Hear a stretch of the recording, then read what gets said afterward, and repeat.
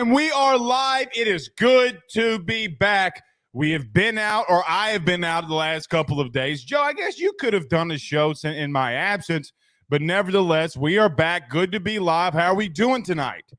Kind of a little bit of a shot coming out of the gate here. You're like, why? You're basically saying, why didn't I go live? I would have. No, it wasn't a shot. I'm serious. It wasn't a shot. I know. I'm just giving you a hard time. Okay. I'm glad that you took the time off, though. Me too. When you have two kids, it gets pretty stressful. I mean, I'm already taking licks from going on our friend's podcast, the Charity Stripe, for me having the words that I did. Already being ripped alive for the words that I had on that show. But nevertheless, I mean, listen, sometimes logic has to enter the building. And you know what my middle name is? Logic. See, and we were texting about this earlier. I was perplexed that question was even asked to you on the show, that Brian Kelly would be on the hot seat. In what universe is Brian Kelly going to be on the hot seat? The guy beat banned in his first year. He bought himself a massive window. LSU is not paying $90 million guaranteed for Brian Kelly not to coach. I have no intention to go listen to the full thing. But it's almost not about you. It's about them. I hear them talk all day. I don't need to hear them anymore. Oh, okay. My point is though, it's almost like they're deflecting from their own coaching hot seat situation. Sark's got more potential to be on the hot seat than Brian Kelly ever will. Yeah, and we talked about that. So shout out to our good friends, though, and all joking aside, from the Charity Stripe. So, Joe, listen, clip it, do what you got to do. I can't even go on vacation without Twitter and everybody around college football overreacting to spring games. We're going to talk about that here tonight. But Robert Griffin III, what in the hell are you talking about? Joe, I watched the following games this weekend and today. Penn State, Ohio State, Texas, and Georgia. None of them ran zone coverage. You do not win national titles in April, my guy. Coming from a Heisman Trophy winner, you should know that. We're going to react to what we saw over the last couple of days in spring games. So a lot of things, a lot of people looking at Arch Manning, try to tell you that. You know what? I came on this show and told you Arch was not the best quarterback in the country, but, Mr. Blake, he's a Manning. That wasn't my take, first of all. I would like to play the film. I actually don't totally remember what I said, but I know that wasn't my take. I know for a fact that it wasn't my take. Nico was better. But you said that he was really talented. I said that he was maybe one of the more ready to play guys. And look, I'm going to be completely honest. We're going to get into it. I was wrong. I was really wrong on what he's capable of. What did you just say? I was wrong. I have said I'm wrong on this program before. I have admitted, and I have always said I'm willing to admit that I'm wrong. I don't really know what I'm hearing right now, don't Anthony. Act like I've never admitted when I'm wrong. I admitted I was wrong about TCU, and that was one of my biggest blunders. You had no choice. You had no choice. Well, this is my second TCU moment. I have no choice but to admit I was wrong about Arch Manning because you're not wrong. Hell, he does not look ready to play. You're not wrong. Is it? Well, he's not ready to play yet. We'll talk about that. The dude should be literally getting in some trouble.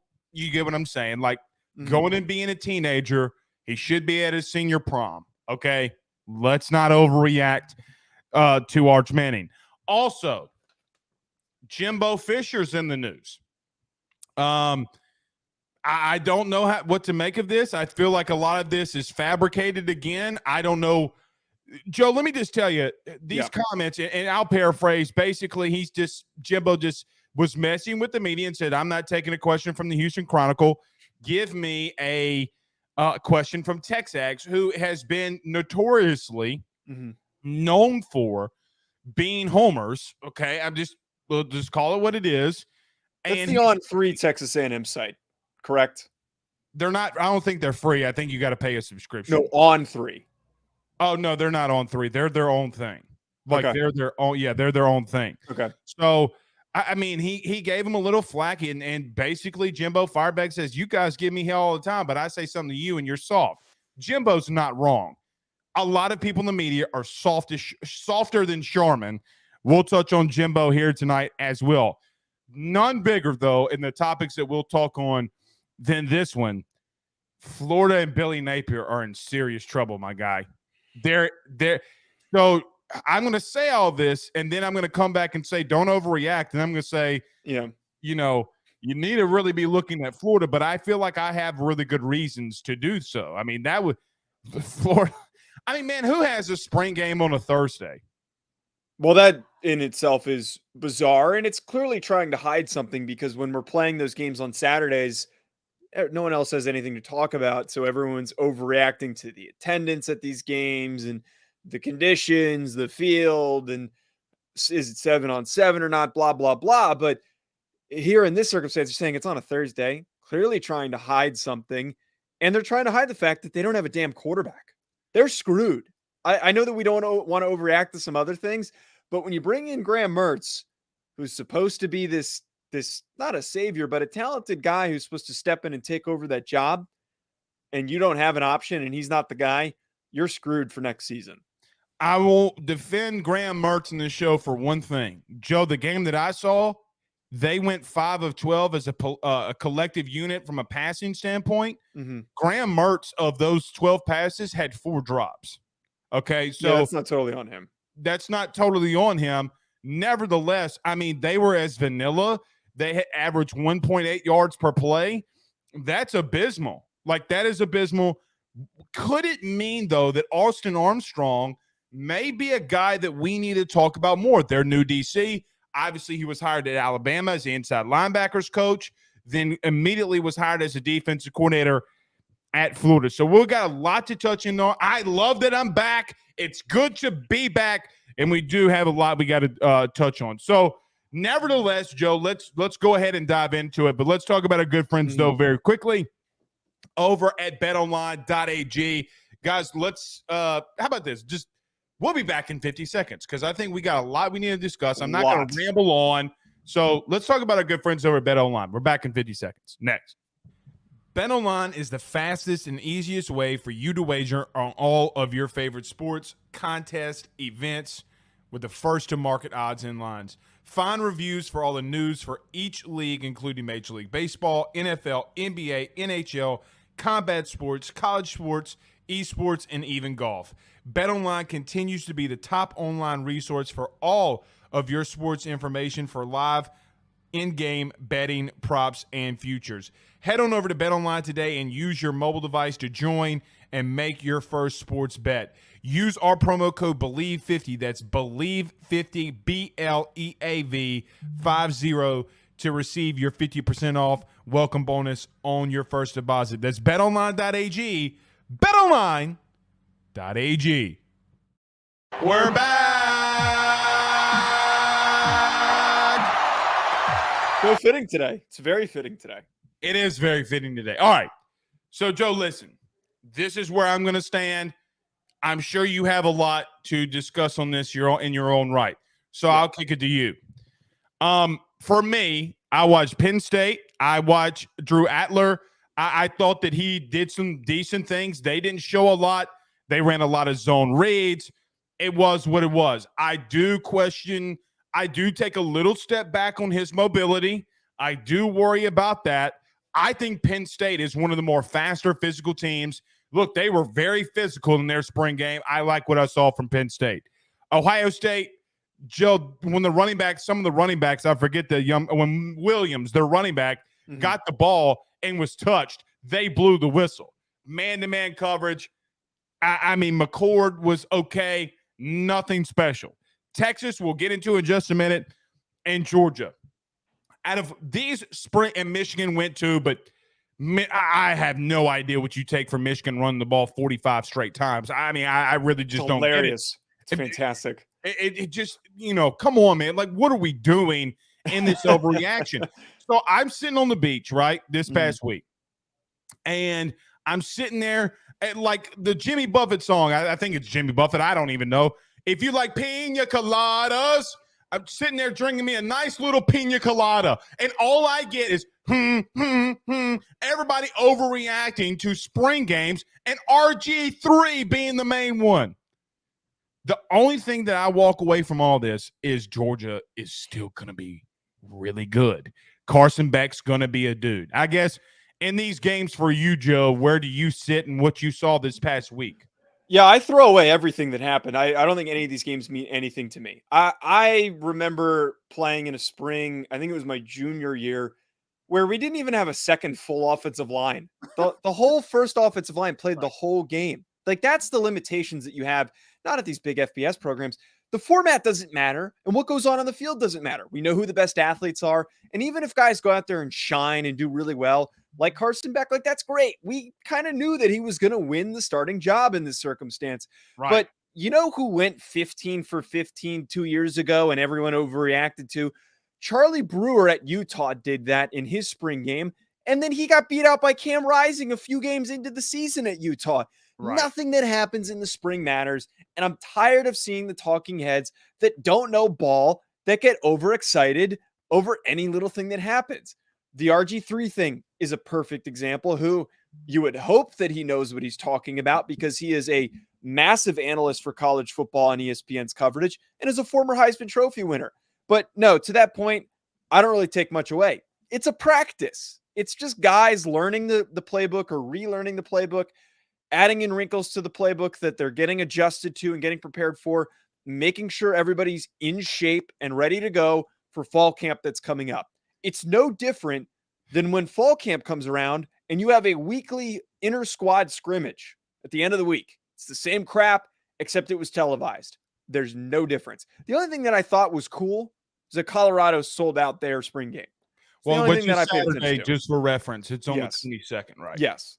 But that's the only one that, like, I thought, like, this is nice. Like, a team that has struggled with attendance, with recognition. Deion comes in and everyone is obsessed now with the Colorado Buffaloes. I'm curious to see how that game turns out. Oh, I'm going to be watching it, man. LSU has it, but I'm going to be watching Colorado too. I mean, you're right. It's going to be something to watch out for. Yeah, I think that we are I aptly titled this episode Overreaction. Spring ball overreactions. There's so few real takeaways that we can have from these practices. Here are some of my key takeaways. I said this. Carson Beck's your clear-cut starter at Georgia. Here's the thing for me. This is how I evaluate spring games or spring practices, however you want to label it. Just show me flashes, okay? Like, if you show me consistent, like, so as an example, okay, Carson Beck, to start a drive off, threw an outright dime to Brock Bowers. Joe, I could have literally turned the TV off, okay? When I'm breaking down this, what else do I need to see? Yeah. He threw it over a five-star DB. Brock Bowers, you know, is going to be a dude. Getting both of those guys out of there healthy is all that you need. I'm going to be honest, Joe. If I would have been in a coma for a year and you watched Georgia's spring game, you could have made the assumption that Todd Monken was still the OC. Nothing's changed. Jet sweeps, quick intermediate passes. They did some good things up through the middle of the field. Carson Beck looked like a dude. Their offense looked big. They looked physical. Georgia's still going to be a team to be reckoned with. Can they go on a three-peat? The likelihood is not that high. We've never seen a team go on a three-peat, right? No. I think Carson Beck stood out to me. I think Penn State's physicality. Look, you got to give James Franklin this. He told his team before the game started, you're all fighting for a starting job. And Joe, up front, both of those teams were just getting after it. Singletary looks good. I thought Drew Adler made some really good throws down the field. Got to be caught. I'm not worried about that in spring. They did some good things. One of their wide receivers, by the way, Evans, caught a touchdown from Adler. It was beautiful. I'm talking about absolutely beautiful pass. Well, he got flagged for a celebration. And wait, actually, I didn't see that. He got flagged for excessive celebration. and got James Franklin made him do up downs until the PAT was good. That's awesome. See, I love that shit. That's awesome. I love that. Nevertheless, there's not a lot that you can take away from that. There's guys not playing. There's injuries. You have freshman classes. Not all of the freshman classes are in. And like, listen, I told people this before, whether it be LSU or wherever. Harold Perkins wasn't in that game for LSU as an example last year. You've had Brock Bowers wasn't in their spring game 2 years ago when they won in that. Like, what are we talking about here? Darnell Washington wasn't at Georgia last couple of spring scrimmages. How did that affect Georgia? My only point here is this. I just don't get the overreaction from people. Now, we're about to talk about Texas and Florida. I think that's a little bit different. We'll talk about why. But saying a team's going to win a conference outside of it being the following. Yes. Ohio State, Michigan, LSU, Alabama, Georgia, USC, Utah, Oregon. There's only like 8 teams that you can say right now that you could probably make a argument for those teams winning their conference. Okay? Texas is not one of them. No.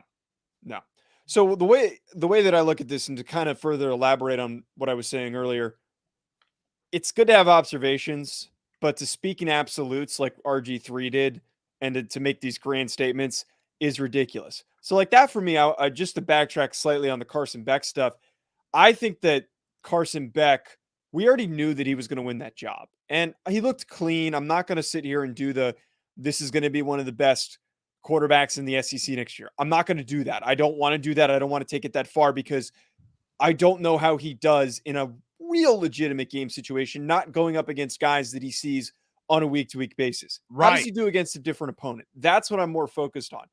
But what we do now know that there is a pretty massive gap between Carson Beck and Brock Vandagriff, and it feels like the former 5-star recruit Brock Vandagriff probably going to be out the door. I think that it is probably best for him to relocate amongst this other group of guys that have hopped in the portal as of late.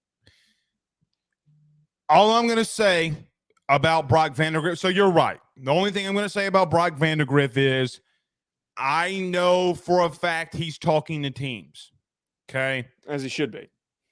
As he should be, and I know it's against the rules. Joe, let me just tell you this. That's one thing that I don't really worry about. If a guy's clearly thinking about transferring, let him talk to other teams. Like, what does it really matter at that point? But you're right. Carson Beck's going to be their star. I just don't – barring injury, I just don't see a scenario where Carson Beck is not their starting guy. Look, Georgia's going to be big. They're going to be physical. And I'm going to tell you something.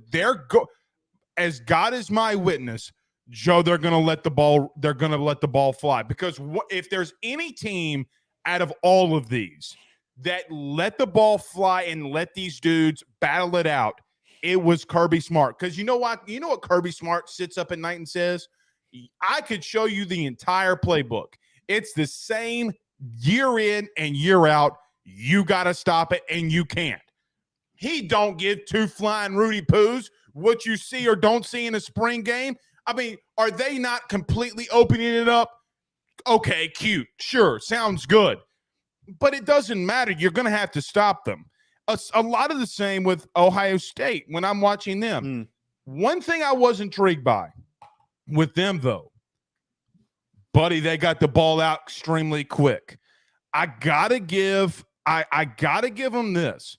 If that continues, I'm getting a little bit more bullish on Ohio State maybe being a competitor. Joe, tell me this. What has been the biggest complaint offensively at Ohio State? At least what I hear. They need to get their physicality and getting their playmakers the ball out in space. Joe, I got to tell you, you know what it reminded me a lot of to just pay attention to? They're not going to be this. Don't get this twisted.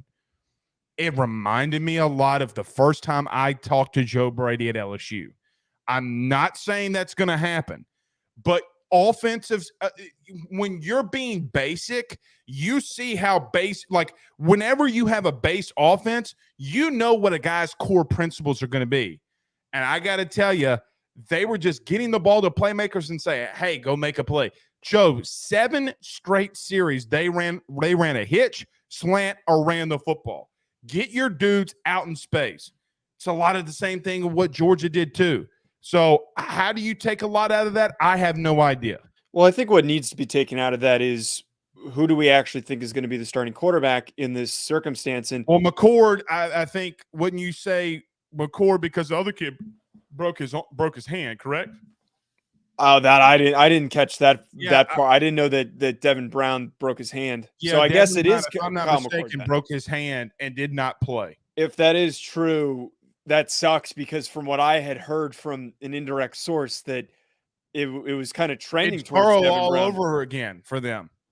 That's pretty crazy that Kyle McCord is going to end up winning that job. And a friend of the show, Matt Sims, was his quarterback coach for a period of time. So he speaks very highly of him. And I think that McCord, I'm sure he does. A former, well, you're always going to talk highly of the guys that you train with. Like I trained the kid who's, I've said this before on the show, who's the starting snapper at Rhode Island now. And I speak extremely highly of him. He's going to go to the NFL. But Kyle McCord, to that point, I mean, he's a former 5-star. He's got all the tools. I just think it was like a matter of like which former elite recruit is the better one amongst the two. It's going to be hard to fail if you're Kyle McCord. And it's going to be hard to look bad in a spring game, one, because of the advantages you are given. But at the same time, you're throwing the ball to Samson Ibuka. You're throwing the ball to Marvin Harrison Jr. Like, you're not in a situation where you're set up for failure. You're set up to do the bare minimum to succeed. Kind of like what I love to say that Stetson Bennett was set up at Georgia. Don't make mistakes. Just don't make mistakes. You don't need to go above and beyond. Hit your first initial read. That's all we ask of you in this offense, and get the ball out as quickly as possible. And as long as he keeps doing that the way that he did in the spring game, they'll probably be fine. I have legitimate question marks about their offensive line because of how much that there's 3 guys that they have to replace. 3 NFL guys. Make that clear. 3 NFL guys that they're 3 replacing. top 50 picks that they have to replace. That is significant. And they had issues along their offensive line last year. From those 3 guys, believe it or not. Yeah, exactly. I mean, so yeah, I mean, the biggest thing from Ohio State for me was Marvin Harrison Jr. being in the slot. Carnell Tate, the 5-star freshman. Yes. I mean, he was also out there. Dude, him and Brandon Inniss, dude, are going to be, I think that they're going to be really sneaky good freshmen. I think that they're both going to be, we're going to be talking about them like, wow, these guys are freshmen. They're going to get brought up a ton this year because they've both got some serious juice. Well, not only that, Joe, I mean, listen, they might have the best receiving core in the country. I don't think close. I'm going to be blunt. It's not even close. Don't say LSU. Do not say LSU. Please don't say LSU. No, I'm not. No, I'm not. I'm gonna pause on that for a minute because I mean, Joe, when they played people worth a damn, they got shut down. When they played Michigan, when they played Georgia, without Marvin Harrison Jr., we talked about this all during the season, Joe. Okay. When Marvin I mean, and hypothetical, just don't be technical with me for just a minute. Okay. CJ Stroud's going to be probably a number 2 overall pick, hypothetically. He's not going there. You get what I'm saying. So my point is that, yeah, they got Marvin Harrison. Okay. What happens to a team like Alabama in the national championship a couple years ago when Jamison Williams and Mechie are out? Okay. What happens when Waddle goes out? There are significant things that happens when you lose your all-pro, all-dude. Those guys are, I think, talent-wise, not the best. Yes. I think talent-wise they have the most. But I don't know if they're the best wide receiver because, listen, the truth be told, I hate to say this, buddy, I think you better start looking and going to practice at USC. They got some serious dudes over there now. I actually have debated going to their spring game, but I also don't like giving them any time of day. But no, you know who doesn't have wide receivers? Seriously, It's We'll talk Notre about this Dame. in a minute. Talking about No, Notre Dame. I wasn't going to say that. I was going to say Florida, but Florida does not, and we're going to probably talk about that in depth. But look, I think what we have with USC is a good group of players, and they added some nice transfers that were standouts on their respective rosters, like the Arizona kid whose name is escaping me right now. But I think the fact that you're returning Ibuka and Marvin Harrison, you've got those two young freshmen that could contribute early, that they've already been working within the system and they're continuing to develop. Carnell Tate's going to see the field, buddy. Carnell Tate for them is going to see it. Like it's a foregone conclusion. Like he might be a rotational piece to start off with. Yeah, that kid's got it. Whatever it is, he's got it. Like he reminds me of a young. I'm going to just tell you this. He reminds me of a young Jamar Chase. Like he's got that in him. He's absolutely got that in him. But my whole point here with this receiver group, though, Blake, is that they didn't lose the top two guys in that receiving unit. They lost Jackson Smith-Njigba, who did not play at all. He did not play at all last year. And those two guys are coming back. They have another year to develop and get better under Brian Hartline. And then you're bringing in two 5-star kids that are really freaking good athletes. That, to me, is getting better. That's improving. I need to see more from USC now that they're losing Jordan Addison. We'll see. All right. Before we get to Florida, though, very quickly, I want to talk about Texas. Let's talk about Texas. You know what? They're not. You know what they're not? Say it.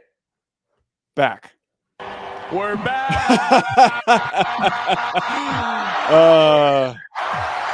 Before we freak out about Arch Manning, okay, because we're going to go on a long stretch about Arch Manning here for just a minute. Quinn Ewers has not improved. You're going to have to show me where he improved. I don't know if I can sit here. Okay. That's all I'm saying. Nate, he had a really good throw to Worthy. Okay. Mm-hmm. It's cute. Sounds good. He just doesn't look like the dude as an example, we've seen young quarterbacks, Tua, Jalen, just name them, Deshaun Watson, Trevor Lawrence, Justin Fields. We've seen those dudes in year two, even in the spring, Joe, take massive leaps forward. Where is it? I still think that he has time. I will say this till the day that I die, and you and I scream at each other over this concept. I will take the guy with the traits to eventually figure it out. I am being patient with him. I am being absolutely patient with Quinn Ewers. He wasn't as highly regarded as he was because he was an above average athlete. They can miss though. They can, and I think there's a strong possibility that he craps the bed next season. I think that there's a possibility of it. I don't think that he is completely stagnated, though. I think I see some signs of life and improvement. If things were so bad, then I don't think we would be sitting here on this show. I think everyone in the Texas community can agree that Quinn Ewers has solidly won that job. I know that Arch is not at a level where he can compete for the job, but there is no competition for him there. He has solidified himself as the starting quarterback. It's not about the competition, though. But if he was so bad, then we would still be debating if Arch, who's also bad right now, was still in the mix. And it's been decided, basically. Just because the room may not be better than him at the current moment does not mean that Quinn Ewers has taken – show me where he's taken steps forward. My point is, okay, he got Worthy the ball a couple of times. He threw a couple of quick slants. He just is missing wide open dudes in the middle of the field. Joe, he had 4 passes in that game. He's missing wide open dudes. I am okay with you barely missing somebody. Maybe it's a timing issue. Maybe you got a new receiver. Maybe you got this. Maybe you got that. I get that. He's blatantly missing them by 2 or 3 feet. What are we doing? And this isn't deep passes. We're talking about 10, maybe at max 12-yard passes down the field. I don't see the improvement. And here's another thing, okay, with Texas. Everybody's talking about their offense look good. Their offense look good. Okay, well, their defense got absolutely roasted up front. The one thing that I will give them, they got some big O linemen up there. They got some dudes up there. But just because you can score, you're going to have to stop somebody. And if your quarterback cannot complete consistently passes at 10 yards or more, then what? We talk about that. You could talk about, look, listen, I get what you're saying. Like, I don't want to debate this with you. I understand what you're saying from a prospect side of things. That's cool. It's not even as a prospect, just as a football player. It's projection of capability. You got to be able to do it now. Okay, but Blake, here's my thing, and I've said this on this show. He is clearly somebody who was dealing with injuries and confidence issues. Like, that's the key thing. Everybody, Joe. But that's not true. Not everybody's dealing with confidence issues the way that Quinn was dealing with them. He was dealing with confidence issues. He suffered a massive shoulder injury and then also had apparently a hand injury that wasn't fully reported on. I am willing to give the kid some time to get back into a rhythm. It is not going to happen over a spring. I at least saw some. Here's the big thing for me with a guy like Quinn Ewers. With a guy as volatile as a player as him, as long as he didn't regress, I'm willing to give him time. You know who regressed, who fits this conversation that I think sometimes people might want to point to him as an example? Who? Is DJ Uiagalelei, who he clearly kept taking steps backward and backward. And he was somebody who was described as having confidence issues. And I'll admit, go find it on my channel. I stupidly said that DJU, if he got his confidence back and a better offensive coordinator, which they had a new offensive coordinator, he had all the capability to be a top quarterback in this year's class and amongst all the quarterbacks. You still got, if you're going to go down the time route, you still got time. You do, but he is somebody who has consistently regressed, so I'm not wasting my time with him. Quinn is not regressing. Quinn is maybe not taking a massive leap forward, but you got to give him time. I don't want to bail. It's the same damn thing about Trey Lance. How much? Okay. Trey Lance started 12 games in college football. 12. Right? When it's something ridiculous. They're not. It's apples and oranges. My whole point is that bailing on guys before, like, they. I did not. Hold on now. Okay. I didn't bail on him. I did not say I'm bailing on him. What I'm saying is, where is what I asked you, which I still don't have an answer to. Okay. Where is the progression? The question that I asked is not what I. Here's what I didn't say. So you can clip it so Texas fans don't get mad at me. What I didn't say that he stinks. I didn't say that he wouldn't get better. I didn't say any of that. What I said was, show me the growth. You ever seen Jerry Maguire? Have you ever seen Jerry? Show me the money. Yes. Show me the growth. You can't do that. Joe, when you're consistently missing dudes over the middle, I counted them. Four. Okay? Joe, you're in man-to-man coverage against a walk-on. All right, fair. I will concede that. You mean to tell me that he doesn't have confidence to complete a pass on a walk-on? Okay, I'm not going to go as far as to say that, but give him time. Give him time. I understand what you're saying. Give him time. I also understand those that are saying give time to Arch, but I got to be completely blatantly honest. This kid should not have been the number one. He should not have been the number one recruit in the country. I mean, he's lollipopping throws. There is no zip off the. He has no juice on the ball coming out of his hands. I get you were kind of explaining it to me earlier that we shouldn't overreact. You were. But I have I don't love anything that he did in that game. All right. Go ahead. Right. No, that was my point. Go ahead. All right. I told you on this show about 2 months ago, a month ago, whatever it was. I've seen the kid play in person 5 times. I've stood behind him and watched him throw passes with pads on. I don't go to these Rudy Poo 7-on-7s. I'm not doing it. Okay. I told you word for word on this show. He struggles to what? And you'll remember this. He struggles to get the ball to the sideline. Now, when he's going up in the pocket and he's able to turn his hips normally, he's able to force the ball down the field. When he's got to throw that quick hitch, so His first pass was a quick hitch to a white wide receiver who is on their depth chart, 5'8", 172. Spare me. The ball was not placed well. I get that. Does he have a massive arm? Not yet.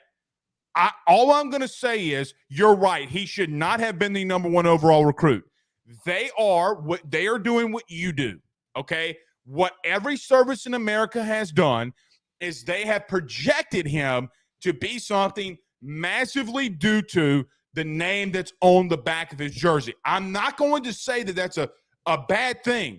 Joe, Okay. he was not the best quarterback in this state. I live here. I've been behind him. I've seen him go through progressions. I've seen him play teams that yes, to an extent, he was grossly outmatched. He also was grossly outmatched in arm strength and getting the ball to some of the dudes. I will give him this. He has one of the best, if not the best, downfield fade route throwers I've ever seen in high school. It's not even remotely a question. Here's the problem. Here's 3 things that has to happen for him. Number 1 is literally, I could stay at 1. He's just got to get older and stronger and bigger and faster. That's it. The same thing happened to Eli. The same exact thing was what was said about Eli Manning, his uncle. This was the first 10 plays pretty much scripted. Throw to a hitch to a walk-on.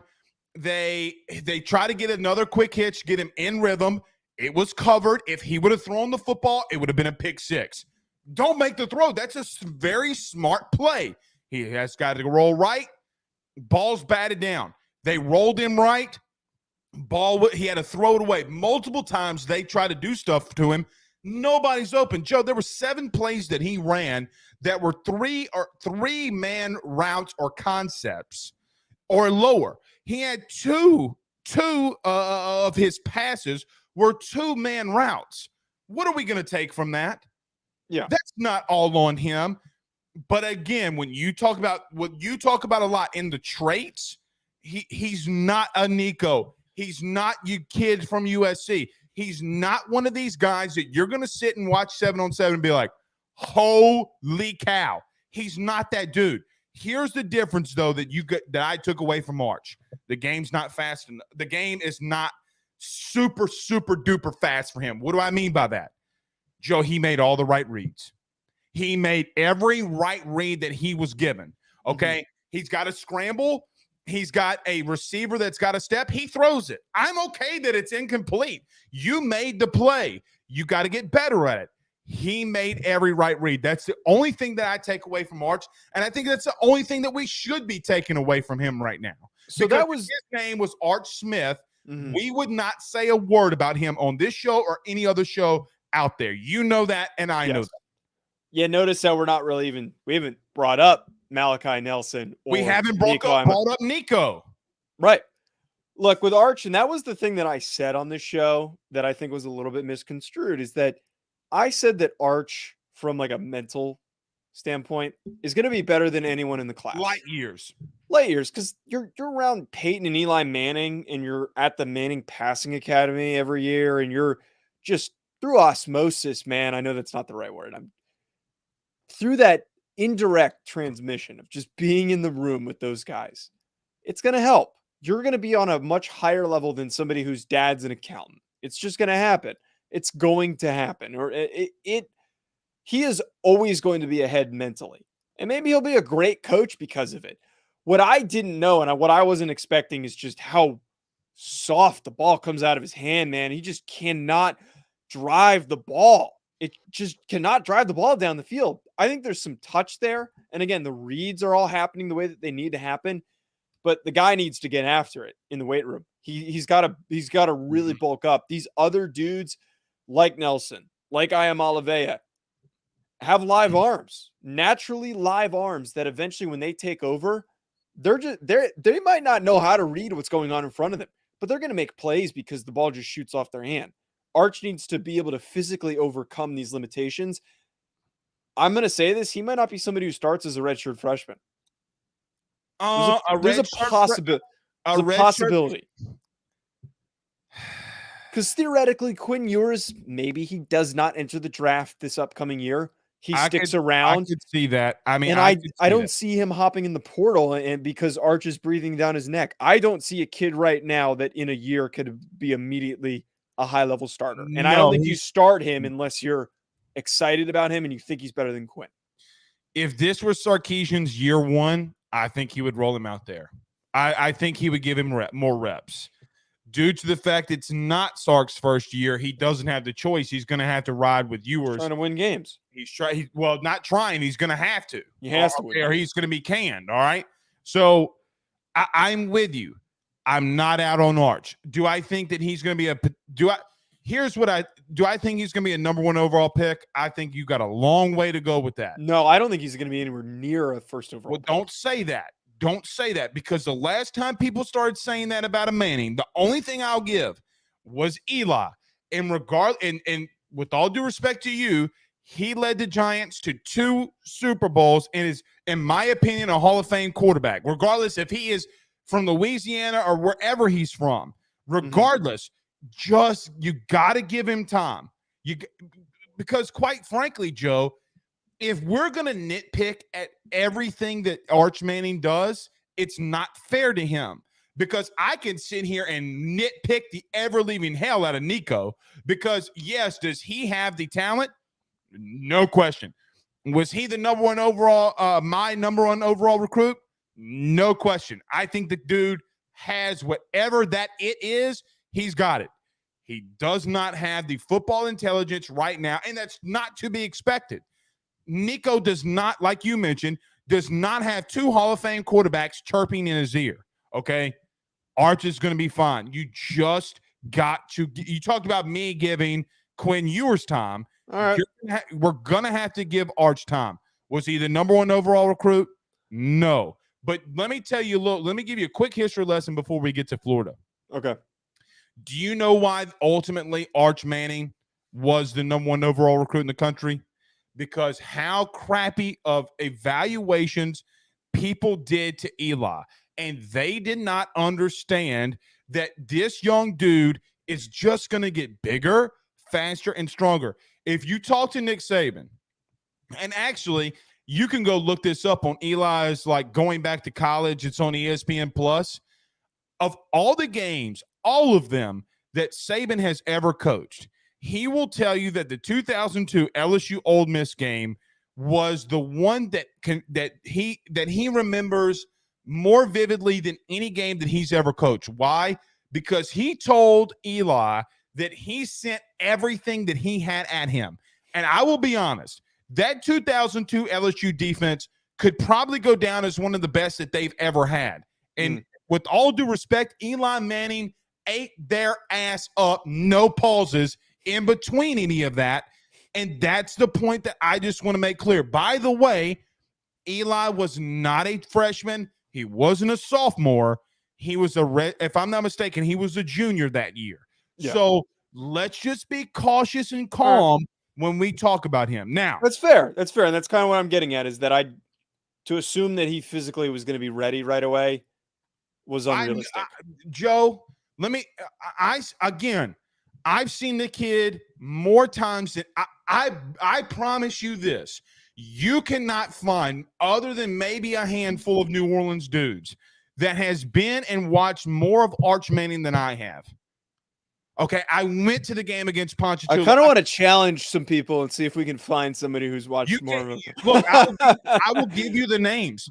I will legitimately give you the names. Garland Gillian, Fox 8, New Orleans. I'm joking, but I am just telling you, yes. I know what I'm saying. I've been around too much football to know he just is not ready. All right. No. You know who else isn't ready? The Gators. Buddy. Oh, they're gonna be terrible next year. I'm gonna say I try not. You always tell me not to speak in absolutes, but Florida's not gonna be good next year, man. Graham Mertz had problems at Wisconsin. Against weak competition. I watched him get his ass kicked against Notre Dame a couple of years ago. The guy doesn't have it. Him going to Florida under a coaching staff that doesn't develop quarterbacks, he wasn't suddenly going to have it. in a tougher situation, dude, they got to go after somebody in the portal. They got to entice somebody to get in the portal. Everybody's doing it. They need to do it. I don't disagree. So look, let me just say this. I'm not going to overreact to spring games. Repeat after me. Do not overreact to spring games. Do not overreact to spring games. However, bro, they're going to have to figure something out and quick. They are going to have to agree, not just quarterback. They're going to have to aggressively attack the transfer portal. Joe, I'm just going to tell you something. If I'm Florida, let's just say arguably they have 70 scholarship players right now, I would go get 15 dudes out of the portal, throw as much crap up against the wall as you can, and see what sticks. Mm-hmm. Because they just don't have the dudes that can be competitive. And Joe, number one, the score was 10-7. Now, they did not, to their credit, they did not show a damn thing. They just didn't. They ran the ball right into a crowded box. Some of this is a little inflated. There were parts of me that were asking, during watching that Florida spring game, are you doing this to make your new DC, Austin Armstrong, just look good? Joe, they were averaging 1.8 yards per play. Terrible. Even in the running game. Like, even if you know what's coming. Yeah, and ETN's supposed to be their best offensive player, I would argue. And he's not bad. I mean, you saw what ATN did last year. I mean, look what he did against Tennessee. I mean, look what he did against LSU. Look what he did against Tennessee. He's not a bad player. He's a really good back. But, Joe, I hate to say this. I hate to say this. I think Billy Napier's on the hot seat, dude. I just don't know. I can't see them winning more than 7 games. I said this in the offseason. This gives me such heavy Brian Harsin vibes. It gives me such heavy Brian Harsin vibes in the sense that you kind of hear the behind the scenes stuff. You hear about the stuff with the boosters, and then we have the whole Jaden Rashada saga.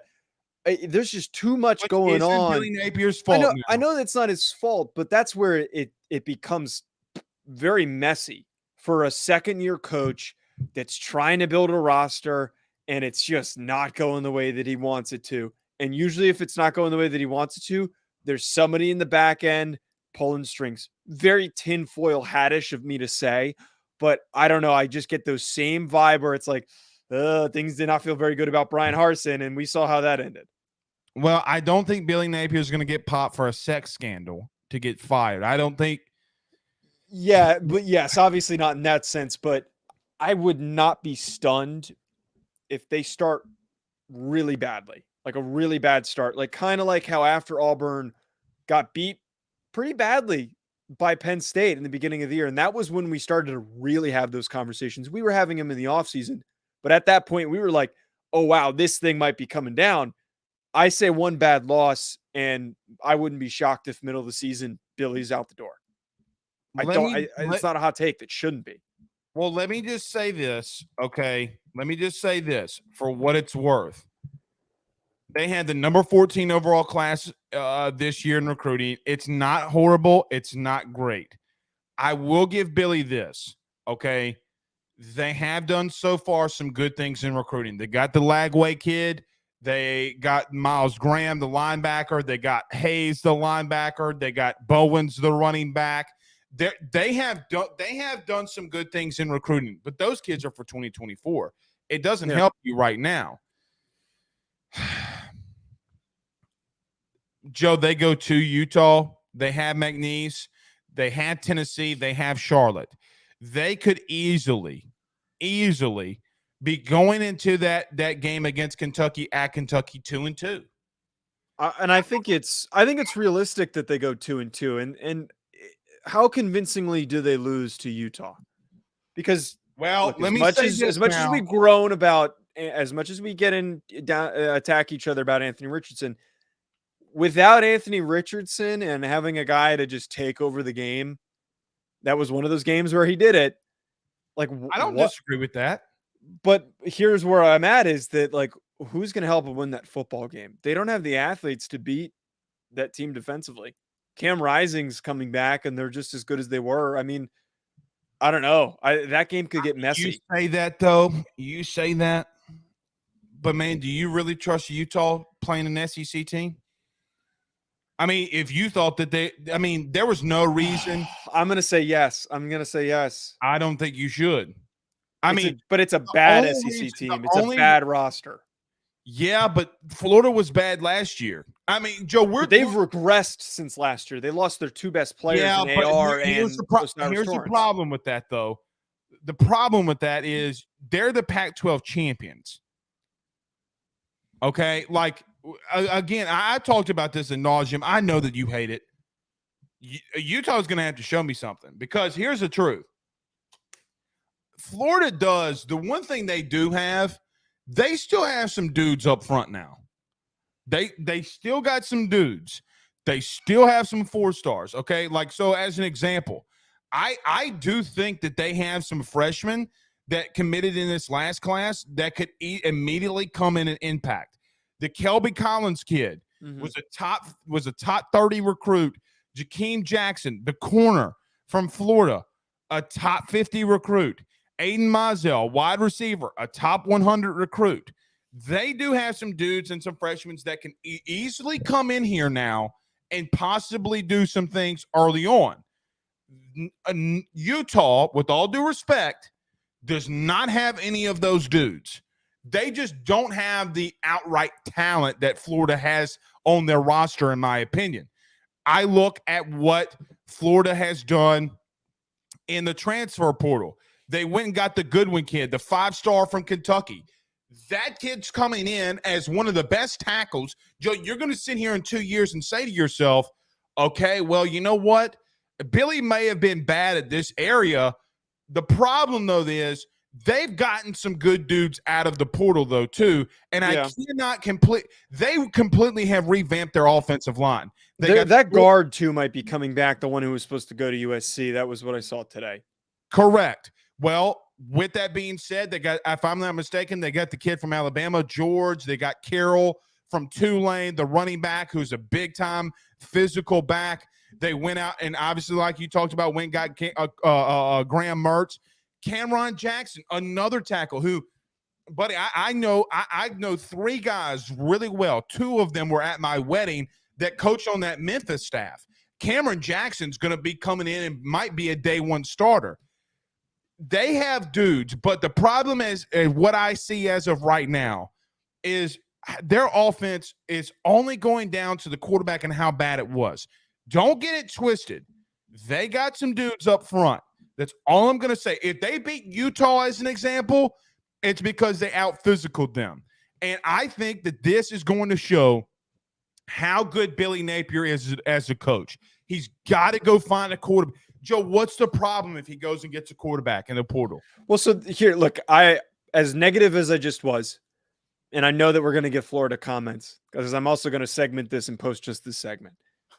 If they get a good quarterback that they can steal from somewhere, they can be competitive. I will concede my statement.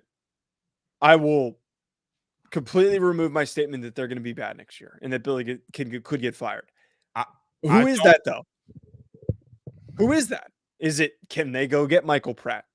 Can they go after somebody like that is a high-level starter? Probably not. Just merely an example. But if they can go get somebody that was a high-level starter at a smaller program, that's what they need to succeed. I don't think going and getting Brock Vandergriff, who you told me is not possible because he missed the timeline to transfer to an SEC team. I don't know if it makes sense, and this isn't the type of certain situation to grab a backup quarterback that was a highly rated kid that hasn't played much. That's not going to serve them. They need to get somebody who's played, that has experience, like they thought that they were going to get with the Western Kentucky kid, Austin Reed. That was who was supposed to go there. They need to get somebody. We'll see, man. I'll give Billy this. He can recruit up front, man. They do have some guys, man. Yeah. They do have some guys. So we'll see. We might need to table this For Saturday. Jimbo Fisher. Yeah. I'm too exhausted to talk about Jimbo right now. Well, you got another show after this too, so we should True. coming up in a couple minutes. So let's talk about it on Saturday. I think that is a good conversation for Saturday. With the spring, let's not get too crazy. The bottom line, if you're going to clip something, clip this and post it. Mm-hmm. Do not overreact to spring football games. Don't do it. Don't. RG3, I love you, dude. I love me some RG3. You are a blithering idiot if you think that you can determine something off a spring game. All right. AYS next. Joe will be back Saturday. Got a lot to talk about there too. A lot of spring games happen Saturday too, so we'll have a lot to respond off of that. Until then, it's been a good one. Yes, sir. Glad to be back. Glad to be back. Peace.